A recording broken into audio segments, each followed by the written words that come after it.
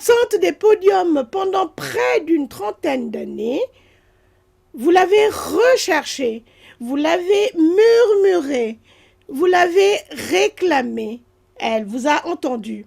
La chanteuse gabonaise Tina revient avec des airs connus ou méconnus pour certains d'entre vous. Retrouvons-la dans ce studio d'enregistrement au Cameroun. Christine Mboumbe, Tina, pour ses fans, a 15 ans lorsqu'elle débute dans la chanson. Elle est la première voix féminine du Gabon que l'on entend à la radio et qui se produit sur scène. Sa carrière est fulgurante. Très vite adulée par le public, elle quittera aussi vite la scène en pleine ascension. Le fait d'accepter arranger les chansons de Tina, qui sont très connues au Gabon, m'ont amené à voyager avec elle dans les arrangements, à essayer de mettre d'autres sonorités par rapport à ce qu'on a écouté il y a plus de 20 ans.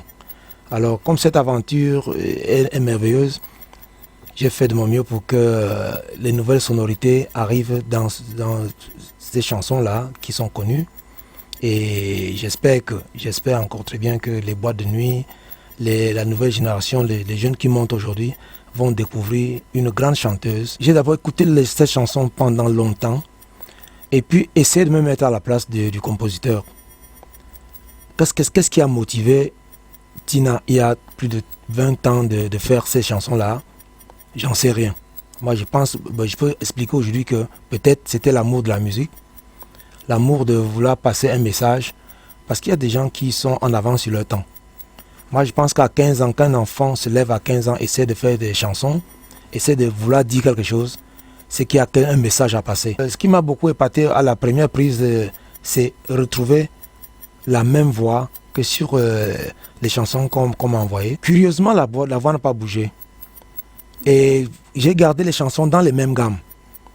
Déjà au départ pour un test. Et quand elle est arrivée en studio, j'ai remarqué que la voix n'avait pas bougé.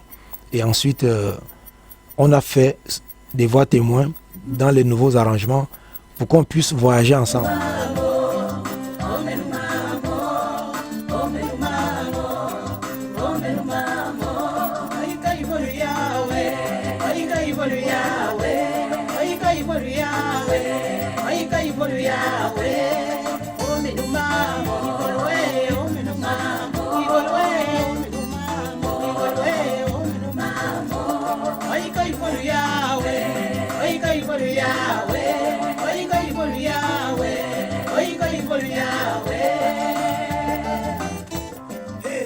Parti depuis 30 ans, je reviens tout simplement parce que j'ai un message à véhiculer.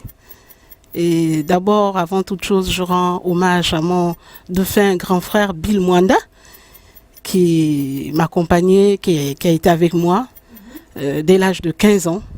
Je ne connaissais rien de la musique. Et c'est lui qui faisait pratiquement tout. Je me rappelle de mon premier concert au Como, où il y avait une multitude. Je ne savais que chanter, mais l'organisation, je ne connaissais rien de tout ça. Donc, ce qui fait qu'après son départ, il est mort. Ça va faire bientôt 12 ans, ça passe vite. Mais entre-temps, j'étais partie pour mes études d'abord en Europe. Et à mon retour, beaucoup de choses se sont passées. J'ai été au foyer. C'est un don que Dieu m'a donné. Et ce don, je dois l'exploiter. Je dois donner aux autres parce que je l'ai reçu gratuitement. J'ai un message à véhiculer et je fais ma part. Ce sont les chansons que vous avez aimées. Moi, je crois que vous m'avez connue à travers ces chansons. Et ces chansons, en tout cas, c'est autre chose. Enfin, c'est un renouveau. C'est quelque chose qui renaît. Comme on dit, à partir du vieux... Voilà, du neuf. Effectivement, c'est cela. Et je suis là par surprise, comme vous le dites. Je suis ici au Cameroun. Ce n'est pas un hasard. Vous savez, le destin, quand c'est écrit, c'est comme ça. Vous êtes décidée? Je me suis décidée, je ne peux pas vous dire, ça fait pratiquement peut-être plus d'1 an que je travaille en solo. Les gens certainement se disent... la pression? La pression, j'ai eu beaucoup d'encouragement et j'ai eu beaucoup de personnes qui me supportent, vraiment qui m'encouragent à reprendre la musique. Ce n'est pas pour me vanter et rester intacte. Quand je m'amuse même à chanter, parfois à l'église, je donne la voix, mais je sais que cette voix-là est là. Pendant cette longue absence, la scène vous a manqué tout de même?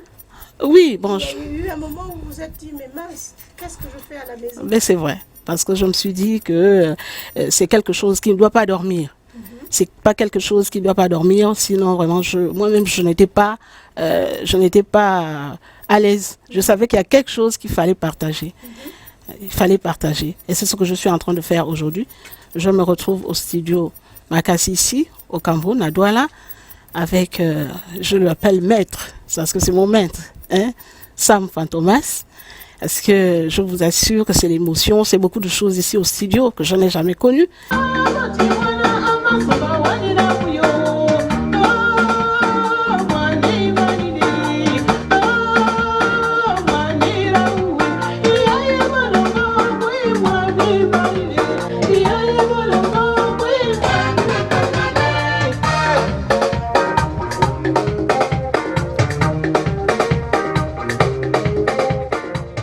Oui, j'ai kiffé.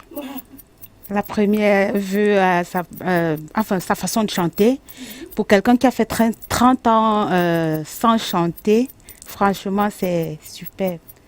Et je me dis, pour toute jeune artiste, quand tu comprends déjà que quelqu'un a chanté il y a de cela 30 ans et qui chantait quand il avait environ 15 ans ou plus, c'est de l'émotion, quoi. Tu te demandes, est-ce que je serai comme elle? Après 20 ans, je serai où? Après 30 ans, je serai où? Est-ce que j'existerai encore? Et surtout, je chanterai quoi? Je chanterai quoi?